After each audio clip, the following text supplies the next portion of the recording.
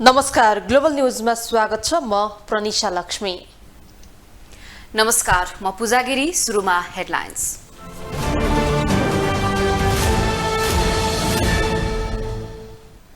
आम निर्वाचनमा सहभागी उम्मेद्वारको अन्तिम नामावली प्रकाशन हुँदै आयोगले दियो चुनाव चिन्ह।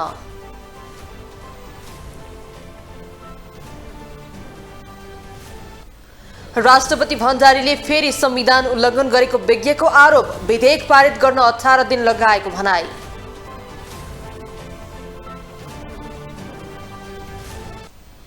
स्वदेशमा उद्योग धन्दा विकास गर्नमा राजनीतिक दलको पुगेन ध्यान, रोजगारीका लागि हरेक दिन विदेश छिन्छन् 1700 नेपाली।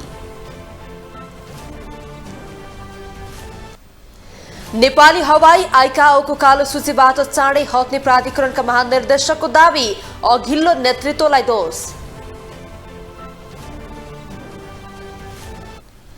र प्रदेश 1 लाई हराउँदै पुलिस क्लब महिला क्रिकेटको सेमी फाइनलमा प्रवेश, लुम्बिनीले कर्णालीलाई हरायो।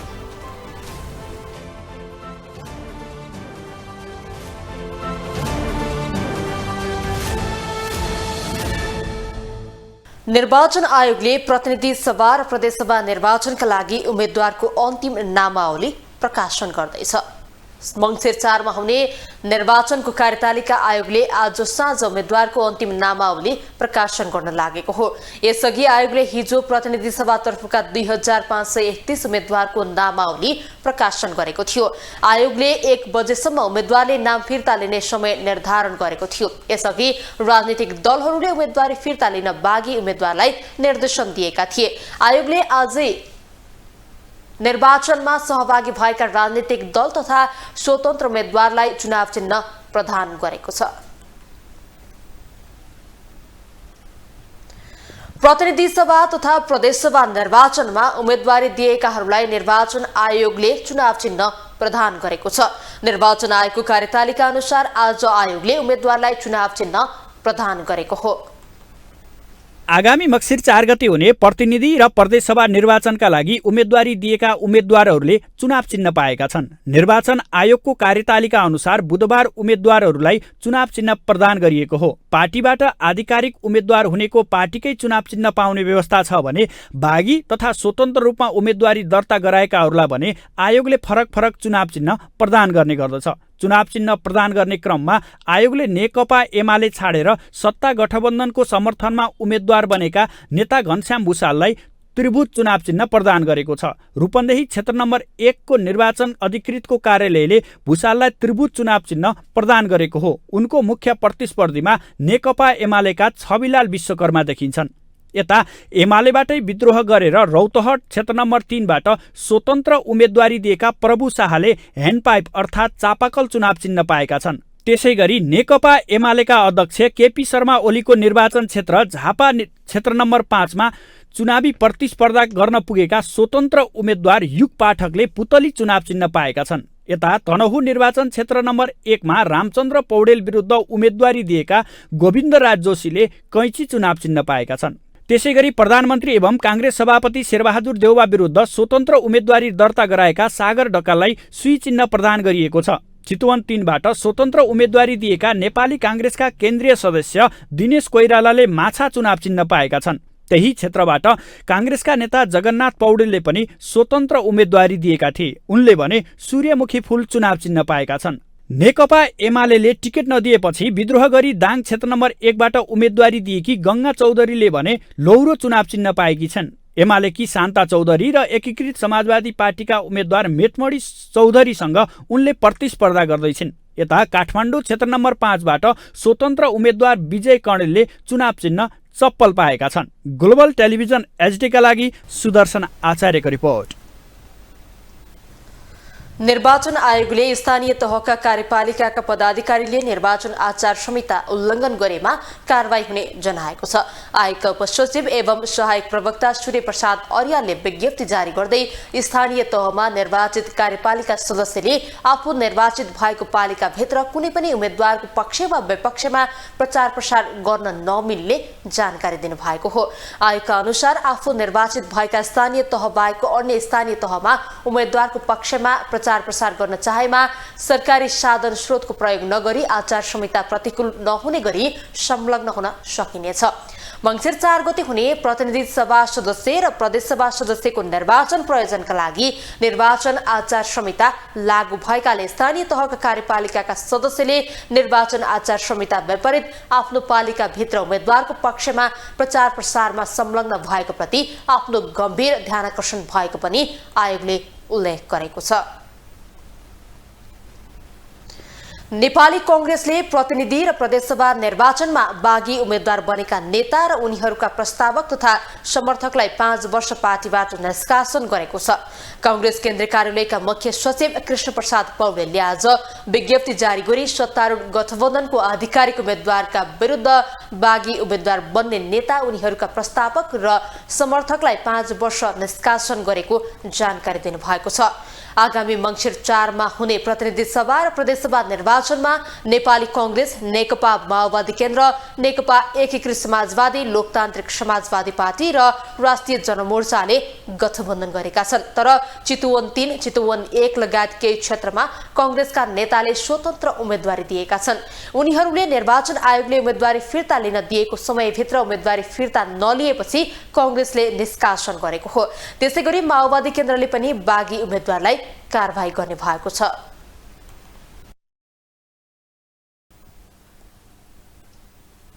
अन्तिम समयमा स्वतन्त्र उम्मेदवारी दर्ता गराएका एमालेका नेता प्रभु शाहले पार्टीमा पूर्व माओवादी नेताहरूको अवस्था दयनीय रहेको खुलासा गर्नुभएको छ। त्यसो त केही समय अघि माओवादी केन्द्रका अध्यक्ष पुष्पकमल दाहालले एमाले भित्र पूर्व माओवादीका कोही पनि खुसी नरहेको दावी गर्नुभएको थियो। के एमालेमा रहेका पूर्व माओवादीहरूको अवस्था शाहले खुलासा गरे जस्तो र दाहालले दावी गरे जस्तै छ त? नेकपा एमालेका स्थायी कमिटी सदस्य प्रभु शाहले रौतहट 3 मा पार्टीले दिएको टिकट बहिष्कार गरेर स्वतन्त्र तर्फबाट उम्मेदवारी मनोनयन दर्ता मात्रै गराएनन्, आफू लगायत अन्य पूर्व माओवादी साथीहरूको कन्तबिजोग एमालेमा रहेको खुलासा समेत गरेका छन्। धेरैलाई लाग्थ्यो नेकपा फुट्ताका पार्टी अध्यक्ष केपी शर्मा ओली कमजोर भएका बेला वरिष्ठ नेता माधव कुमार नेपाल र अर्का अध्यक्ष पुष्पकमल दाहाल प्रचण्ड खेमाले ओलीलाई घेराबन्दीमा पार्दा पूर्व माओवादी तर्फका रामबहादुर थापा बादल, मणिचन्द्र थापा, लेखराज भट्ट, टोपबहादुर राईमाझी लगायतले काँध थापेका थिए र अरूले अवसर नपाउँदा पनि बादल लगायतको टिमले अवसर पनि पाउँछन् र पार्टीमा शक्तिशाली रहन्छन् भन्ने। तर शाहको यो भयङ्कर खुलासाले रामबहादुर थापा बादल, मणिचन्द्र थापा, लेखराज भट्ट, टोपबहादुर राईमाझी लगायत नेताहरूको अवस्था कन्तबिजोग नै देखिन्छ। बादललाई कसले चिनेको थिएन, टोपबहादुरलाई कसले चिनेको थिएन? एउटा चिनेको फिगर हो, देशले सम्मान गरेको फिगर हो। आएर घोटाबाट निस्किने त ठाउँ छैन, घोटाबाट कामै छैन उहाँलाई। किले एउटा पोस्ट छ उपाध्यक्षज्यू, तपाईँले कहिले बोलाउनु भने आएर बोल्छन्, आफै हिसाब गरेर टपटुया कुरा बोल्छु भन्दा अरू केही बोल्ने हो र थाहा पनि छैन। मिडियाबाट बुझ्ने हो, अनलाइनबाट बुझ्ने हो, पत्रिकाबाट बुझ्ने हो, त्यही बोल्ने हो। पार्टीमा भूमिका छैन छ जस्तो त मलाई लाग्दैन। शाहको यो खुलासाले माओवादी केन्द्र मात्रै होइन सत्ता गठबन्धन पनि उत्साही भएको छ। माओवादी केन्द्रका अध्यक्ष पुष्पकमल दाहाल प्रचण्डले त यस अघि नै बादल लगायत ठुलै पंक्ति माओवादी पार्टीमा फर्किने दावी नै गरेका थिए। पूर्व माओवादीहरू कोही पनि एमालेमा सन्तुष्ट नरहेको जिकिर पनि गरेका थिए प्रचण्डले। अब चाहिँ करिब कस्तो ठाउँमा आइपुगेका छौँ भने सबै पूर्व माओवादी भन्ने जति एक ठाउँमा आउने वातावरण बनेको छ। अब फेरि विभाजनलाई निषेध गरेर एकताले ठाउँ लिँदैछ, छिटै त्यो टुङ्गोमा पुग्दैछ र त्यसको असर विभिन्न जनसङ्गठनहरूमा पनि पर्नु स्वाभाविक हो, पर्छ।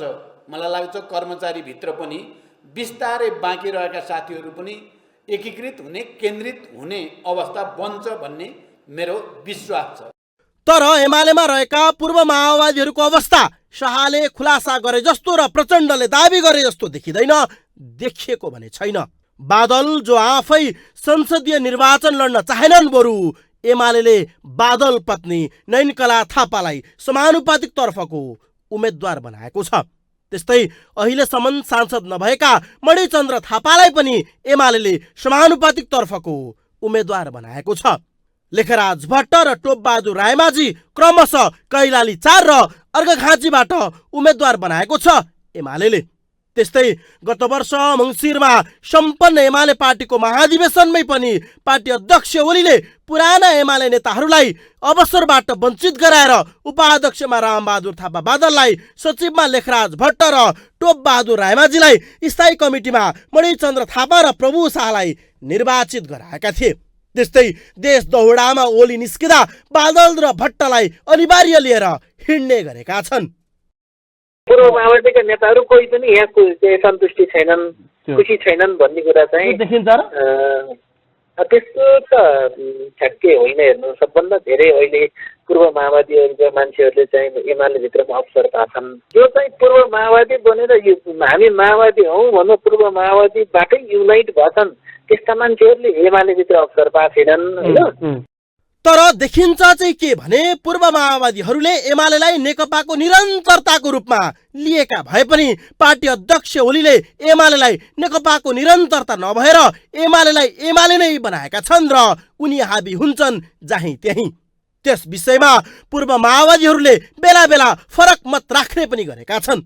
तर पार्टीमा पूर्व माओवादीहरूलाई अवसर नै नदिएको, नपाएको र कन्तबिजोगको स्थिति भने देखिँदैन।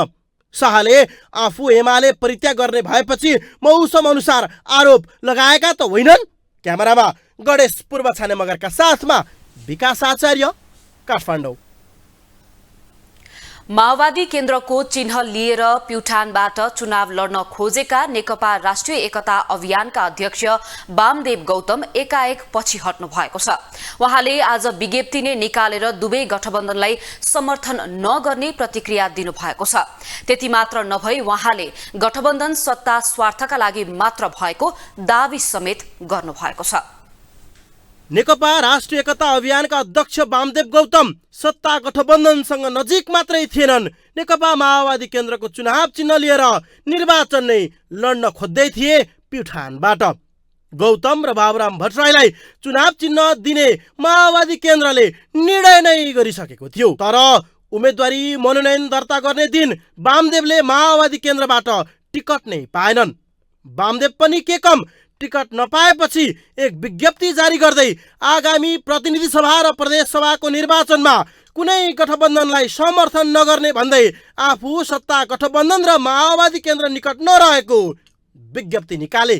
त्यसो त वामदेव आफैले पनि म माओवादी केन्द्रको सिटबाट र चुनाव चिन्ह गोलाकार भित्र हँस्य हथौडा लिएर चुनाव लड्ने जिकिर गरिरहेका थिए। माओवादीले त आफूलाई शक्तिशाली देखाउन बाबुराम वामदेव बोक्दै नै हिँड्यो। तर अन्तिममा टिकट भने प्युठानमा राष्ट्रिय जनमोर्चाकी दुर्गा पौडेललाई सत्ता गठबन्धनले र यसअघि बर्दिया 1 मा आफू पराजित भएको ठाउँमा सञ्जय गौतमलाई काङ्ग्रेसले उम्मेद्वार बनाएपछि वामदेव पेन्डुलम भएका हुन्। प्रचण्डसँगै उभिने कुराको धेरै ठुलो अर्थ र महत्त्व छ। हामी उभियौँ, अब कसैले रोकेर रोकिँदैन, त्यो ठुलो कुरा हो भनेर म भन्न चाहन्छु। राष्ट्रिय एकता अभियानका संयोजक वामदेव गौतम कमरेड र बाबुराम कमरेड अर्को पार्टीको बाबुराम कमरेडले हाम्रो नेकपा माओवादी केन्द्रको चुनाव चिन्हबाट आगामी संसद चुनावमा लड्ने विचार व्यक्त गर्नुभयो। त्यसलाई हामीले स्वागत गर्छौँ र हामी उहाँहरू दुवैजनालाई उहाँहरूका पार्टीका अरू सदस्यहरूलाई पनि नेकपा माओवादी केन्द्रको चुनाव चिन्ह हँसिया हथौडामा चुनाव लड्नको निमित्त हामीले उहाँहरूलाई स्वीकृति गऱ्यौँ। म अहिले जित्न चाहन्छु, सूर्य चिन्ह लिएर गए पनि म हार्छु। त्यस भएर यो जित्नको निम्ति म यसमा हार्छु। हँसिया हथौडाको पछाडि गठबन्धन छ। गठबन्धन अनेक हिसाबले अरू सबै गठबन्धन अरू सबै पार्टीभन्दा अगाडि छ। प्युठान र बर्दिया 1 दुवै माओवादीको भागमा नपरेपछि वामदेव पेन्डुलम भएका भने हुन्। तर वामदेव भने टिकट नपाएको भोलिपल्टदेखि नै सत्ता गठबन्धनको विरोधमा उत्रिन थालेका छन्। उनी विरोधमा उत्रिँदै आफ्नो पार्टीका नेता र कार्यकर्ताहरूलाई निर्वाचनमा आफ्नो अमूल्य मत कुनै लोकप्रिय उम्मेद्वारलाई जाहेर गर्न आग्रह नै गरेका छन्। त्यस्तै संविधान विपरीत ठूला दलले गठबन्धन गरेको हुँदा आफ्नो पार्टीले कसैलाई पनि समर्थन गरेर मतदान नगर्ने विज्ञप्तिमा उल्लेख गरेका छन्। त्यसो त यता र उता भौतारी रहेका वामदेवले न त सत्ता गठबन्धनमा सम्बद्ध दलका शीर्ष नेताहरूलाई विश्वास दिलाउन सके न उनलाई विश्वास नै गरे उनीहरूले। एमालेसँग त उनको पानी बाराबार नै छ, तथापि उनीहरू केही वर्ष सांसद भने रहि नै रहनेछन्। उनी राष्ट्रपतिबाट मनोनित राष्ट्रिय सभा सदस्य हुन्, तर उनको प्रतिनिधि सभाको सदस्य बन्ने सपनामा चाहिँ ब्रेक लागेको छ। क्यामेरामा गणेश पूर्व छाने मगरका साथमा विकास आचार्य, काठमाडौँ। संविधानविदहरूले राष्ट्रपति विद्यादेवी भण्डारीले दोस्रो पटक संविधानका प्रावधानको उल्लङ्घन गरेको आरोप लगाएका छन्। राष्ट्रपति भण्डारीले विधेयकलाई 15 दिनभित्र प्रमाणीकरण गर्नै पर्ने संवैधानिक दायित्वलाई उल्लङ्घन गरेको उनीहरूले आरोप लगाएका हुन्। गत असोज 5 गते संघीय संसदका दुवै सदनबाट पारित भई प्रमाणीकरणका लागि राष्ट्रपति समक्ष पठाइएको बीमा सम्बन्धी कानूनलाई संशोधन र एकीकरण गर्न बनेको विधेयक, सार्वजनिक ऋण व्यवस्था सम्बन्धी कानूनलाई संशोधन र एकीकरण गर्न बनेको विधेयक र पशु स्वास्थ्य तथा पशु सेवा व्यवसाय परिषद सम्बन्धमा व्यवस्था गर्न बनेको विधेयक 3 दिन ढिला गरी प्रमाणीकरण गर्नु भएको थियो।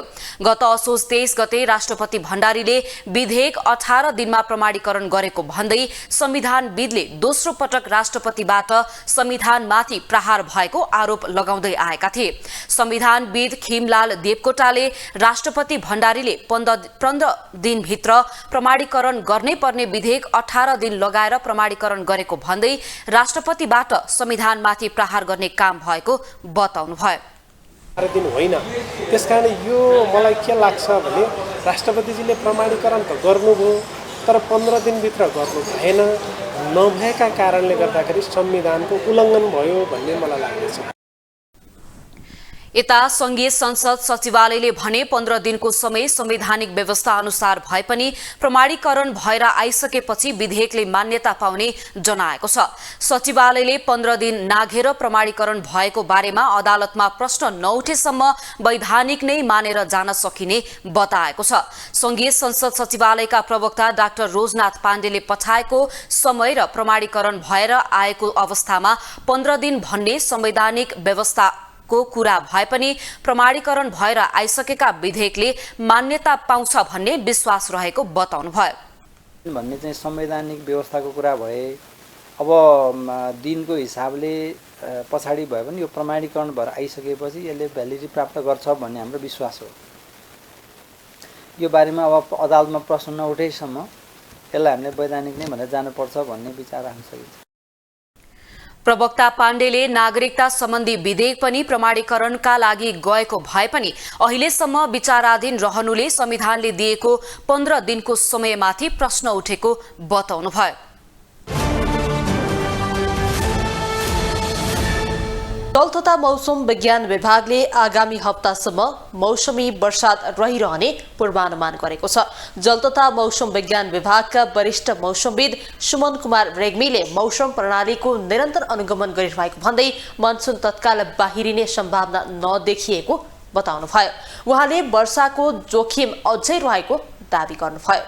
एक दुई दिनमा मनसुन बाहिरिने सम्भावना छैन, तथापि सम्भवतः अर्को हप्ता मनसुन बाहिरिन सक्छ। अब हामी यो कहिले मनसुन बाहिरिन्छ भन्ने सन्दर्भमा चाहिँ यो मौसमी सिस्टमलाई, मौसमी अवस्थालाई चाहिँ हामी निरन्तर अनुगमन गरिरहेका छौँ। अब त्यसको चाहिँ बाहिरिने अवस्था भएपछि हामी त्यो सार्वजनिक गर्छौँ उचित समयमा। रेग्मीले हिउँदको मौसमी अवस्थाबारे अहिले नै पूर्वानुमान गर्न नमिल्ने बताउनु भएको छ। अक्टोबर 2 मा मनसुन बाहिरिनु पर्ने मनसुन जारी रहँदा देशका विभिन्न भागमा प्राकृतिक विपत्ति सामना गरिरहेको छ।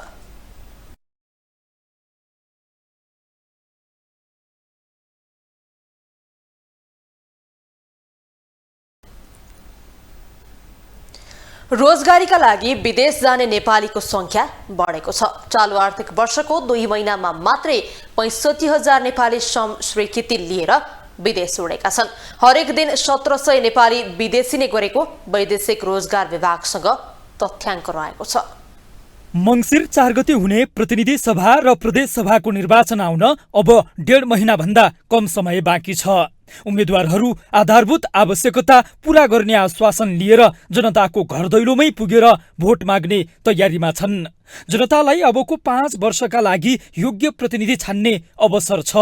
तर घाँस बाँस र कपासको परिपूर्तिका लागि चुनावको प्रवाह नगरी विदेश जाने नेपालीको संख्या बाक्लिएको छ।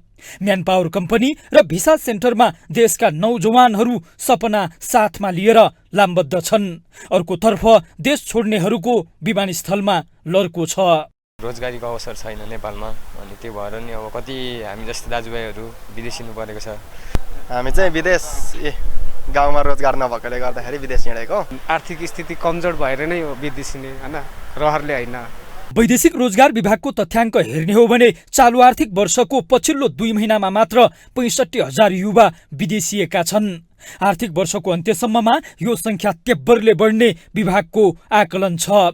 गत आर्थिक वर्षमा 6 लाख बढी युवा श्रम स्वीकृति लिएर विदेश गएका थिए। यस वर्ष त्यो संख्यामा वृद्धि हुने विभागले बताएको छ। कोभिड पछि अहिले सबभन्दा चाहिँ बढी श्रमिक जाने गत आर्थिक वर्ष भएको छ। किनकि आवतिर त 74 मा 6,42,000 थियो, त्यसपछि लगातार घटेको श्रमिकको संख्यामा चाहिँ गत वर्ष बढोत्तरी भएर 6,31,000 पुग्या हो। यो आर्थिक वर्षमा पनि त्योभन्दा पनि अझ बढी हुने चाहिँ हामीले अनुमान गरेका छौँ। विभागको तथ्याङ्क अनुसार कोरोनाको प्रभाव कम भएसँगै विदेश जाने नेपालीको संख्या बढेको हो। पछिल्लो 2 वर्ष यता वैदेशिक रोजगारीको अवस्था पुरानै लयमा फर्किएको विभागले जनाएको छ। ग्लोबल टेलिभिजनका लागि क्यामेरामा गणेश पूर्व छाने मगरका साथमा कैलाश कठायत, काठमाडौँ। अब ग्लोबल भोइस।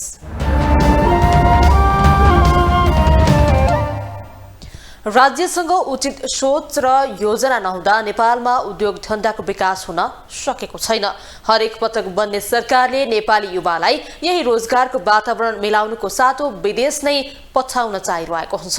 त्यसै कारण आज पनि दैनिक 1700 युवा दैनिक रूपमा विदेशी रहेका छन्। यसै सन्दर्भमा ग्लोबल भोइसमा आज हामीले सर्वसाधारणलाई सोधेका छौँ, रोजगारीका लागि नेपाली विदेशी नै क्रम रोक्न के गर्नुपर्छ?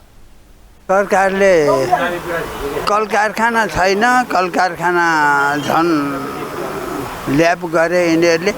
कल कारखाना नै खोले मात्रै युवाहरू यहाँ रोकिन्छन्, अर्थकबाट रोकिँदैन। त्यो पनि आकर्षक तलब दिएर कल कारखानाहरू राम्रो खोल्यो भनेदेखि त्यसले हुन्छ। यही छाटले चाहिँ देशको विकास हुँदैन। यी जम्मै आफ्ना स्वास्नी छोरा सालो साली मात्रै ल्याउने नेताबाट देश विकास हुँदैन। देशले रोजगार दिन्छ भने विदेश जाने कमाइ हुन्छ नि। अब यहाँ बेरोजगारी भएपछि त पैसा कमाउनु पर्छ, विदेश त जानै परिहाल्यो। युवाहरूलाई विदेश जानबाट रोक्नको लागि पहिला नम्बरमा देशमा स्वरोजगार, देशमै रोजगारीको व्यवस्था गर्नु पर्यो। अब कल कारखानाहरू भएका कल कारखानाहरू बन्द छन्। अब यी कल कारखानाहरू विदेशी लगानी अथवा देशकै स्वदेशी लगानीबाट पनि कारखानाहरू बनाउन सक्यो भने, उद्योग क्षेत्रहरूको व्यवस्था गर्न सक्यो भने, सरकारले गर्यो भने त्यो स्वत रोकिन्छ। अब कल कारखाना छैन, खेतीपाती गर्नलाई समयमा मल आउँदैन, कृषि गरेर बस्नको लागि पनि अब के गरेर भने, त्यस कारणले यो अब सरकारको त्यो मनस्थिति नै देख्दिनँ म। अब यसमा अब सरकारले ध्यान दिनुपर्ने कुराहरू त धेरै छन्। भन्न त सरकारले बारम्बार चाहिँ यस्तो प्याकेज ल्याछन् बेरोजगारहरूको लागि, स्वरोजगारको चाहिँ स्वदेशमै दिलाउँछु भनेर त निकै नै खोक्या छन्। तर यो सबै उनीहरूको बोलीमा मात्रै सीमित भइरहेको छ, व्यवहारमा लागु भएको छैन। त वैदेशिक रोजगार अब बाध्यता पनि छ एउटा, किनकि देशमा अब रोजगारको कन्टिन्यू रोजगार दिन सकिरहेको छैनन्। अनि अब आर्थिक सबैको त्यही त हो नि, आर्थिक स्थिति होइन, पारिवारिक स्थितिले गर्दाखेरि पनि वैदेशिक रोजगारमा बढी चासो दिएको जस्तो लाग्छ। आफ्नो अब व्यवसाय अनुसार यति लाखसम्म दिने भनेर वैदेशिक बोर्डले चाहिँ भन्यो। त्यसपछि हामी ब्याङ्कमा गयो, नाम लिस्ट आउनेहरू मान्छे हामी ब्याङ्कमा गयो, ब्याङ्कमा केही पनि थाहा छैन। सरकारले भन्थ्यो यो फलाना ब्याङ्कबाट चाहिँ लोन प्रवाह हुन्छ, तपाईँको आफ्नो स्थानीयमा कुन चाहिँ ब्याङ्क छ त्यो ब्याङ्कमा जानुहोस् होइन, यसरी अब तपाईँको नाम लिस्ट निस्किएको छ भनेर एउटा प्याकेज ल्याउनु भएको थियो। त्यसमा नि दौडधुप गरी हामी थुप्रै साथीभाइहरू थियो। अब यो पारदर्शी चाहिँ भएन क्या। अब इकोनोमिक न्यूज।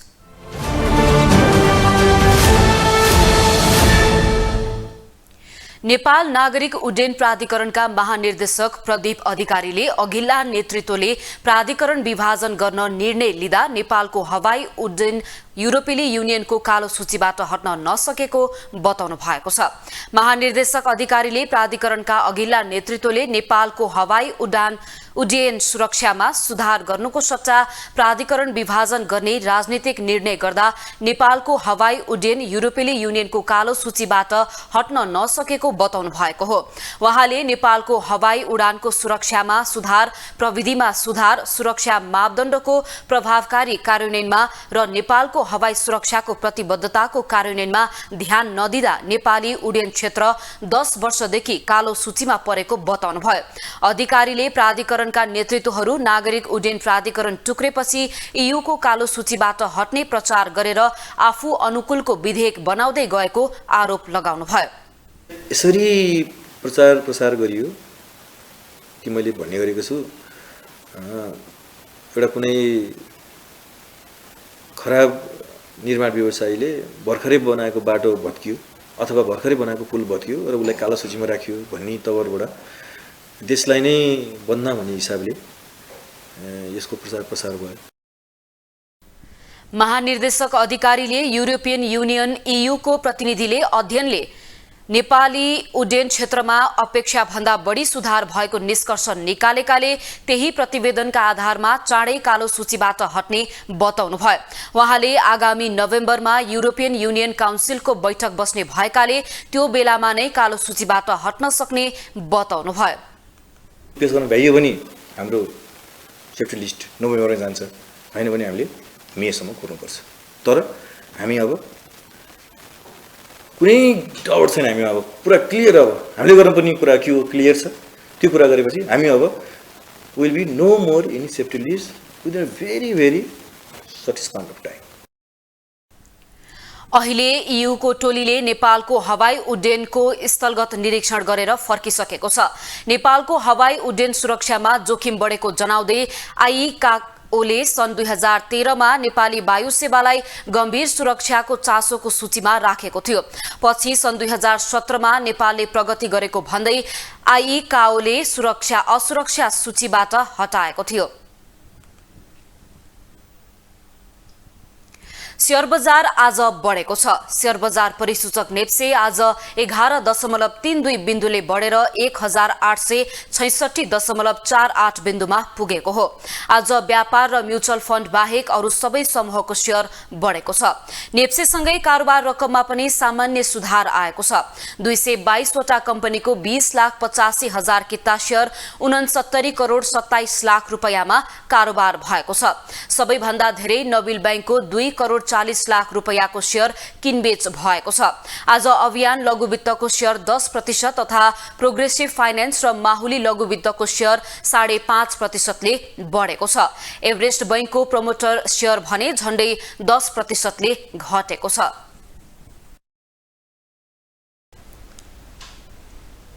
अब इन्टरनेशनल न्यूज।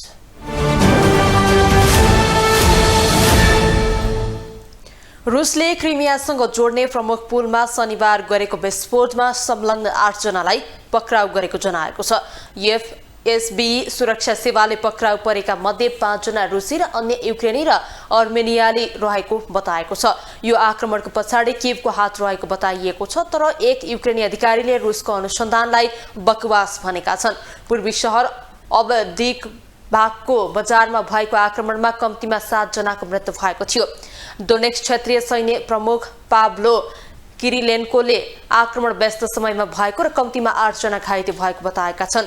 किरिलेन्कोले आंशिक रूपमा रुसको कब्जामा भएको क्षेत्रका सबै बासिन्दालाई खाली गर्न सल्लाह दिएका छन्। यसैबीच किममा रुसी कब्जामा रहेको सबैभन्दा ठूलो सहर खेर्सनमा 5वटा विस्फोटको आवाज सुनिएको छ। युक्रेनको सेनाले भने यो क्षेत्रमा थप 5वटा बस्ती कब्जा गरेको बताएको छ। ग्वाटेमाला र एल साल्भाडोरमा ठूलो आँधीसँगैको वर्षाका कारण कम्तीमा 28 जनाको ज्यान गएको बताइएको छ। जुलिया नामको आँधी र मुसलधारे वर्षाका कारण उनीहरूको ज्यान गएको विपद अधिकारीलाई उद्धृत गर्दै समाचार संस्था एपीले जनाएको छ। ग्वाटेमालाको प्रकोप रोकथाम निकायले अल्ला भेरापाज प्रान्तमा पहाडको ढेस्कोमा परेर 5 जना तथा मेक्सिको नजिकैको तेनाङ्गो प्रान्तमा उद्धारमा खटिएका 1 जना सैनिक सहित 9 जनाले ज्यान गुमाएको बताइएको छ। त्यस्तै एल साल्भाडोरको कामासागुआ र ग्वाटाजियागुआ शहरमा घरको पर्खाल भत्किँदा 5 जना सैनिक सहित 7 जनाले ज्यान गुमाएका छन्। केही नागरिकले बाढीमा परेर ज्यान गुमाएको बताइएको छ।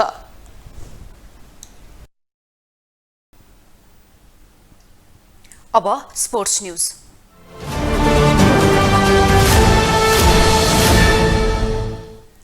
विभागीय टोली नेपाल पुलिस क्लब प्रदेश 1 माथि 118 रनको फराकिलो जित निकाल्दै 9औं राष्ट्रिय खेलकुद अन्तर्गत महिला क्रिकेटको सेमी फाइनलमा प्रवेश गरेको छ। पोखरा क्रिकेट रंगशालामा सम्पन्न समूह बी को खेलमा फराकिलो जित निकालेको पुलिसले अन्तिम 4 मा स्थान बनाएको हो। समूह बी को शीर्ष स्थानको पुलिसको 2 खेलमा 4 अंक रहेको छ। दोस्रो स्थानको लुम्बिनी प्रदेश र तेस्रो स्थानको प्रदेश 1 को समान 1 अंक रहेको छ। चौथो स्थानको कर्णालीले तालिकामा अंक जोड्न भने सकेको छैन।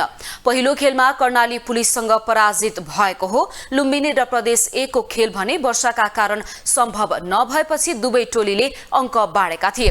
पुलिसले प्रस्तुत गरेको 159 रनको लक्ष्य पछ्याएको प्रदेश 1 ले निर्धारित 20 ओभरमा 8 विकेट गुमाउँदै 40 रन मात्रै जोड्न सक्यो। प्रदेश 1 बाट कप्तान सानु राजवंशी र ओपनर ललिता राजवंशीले समान 11 रन जोड्दा अन्य कुनै ब्याटरले सम्झन लायक प्रदर्शन भने गर्न सकेनन्।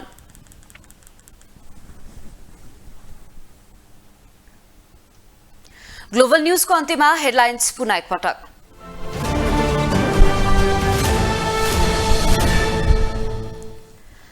आम निर्वाचनमा सहभागी उम्मेद्वारको अन्तिम नामावली प्रकाशन हुँदै आयोगले दियो चुनाव चिन्ह।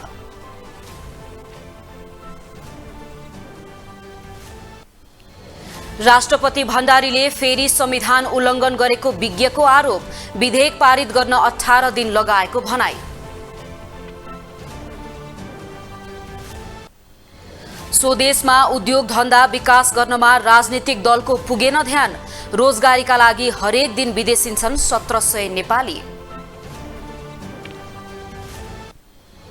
नेपाली हवाई आइकाओको कालो सूचीबाट चाँडै हट्ने प्राधिकरणका महानिर्देशकको दावी, अघिल्लो नेतृत्वलाई दोष। र प्रदेश 1 लाई हराउँदै पुलिस क्लब महिला क्रिकेटको सेमी फाइनलमा प्रवेश, लुम्बिनीले कर्णालीलाई हरायो।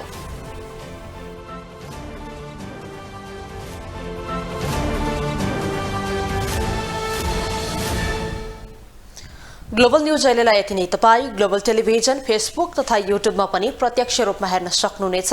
ग्लोबल टेलिभिजन हेर्दै गर्नुहोला। नमस्ते।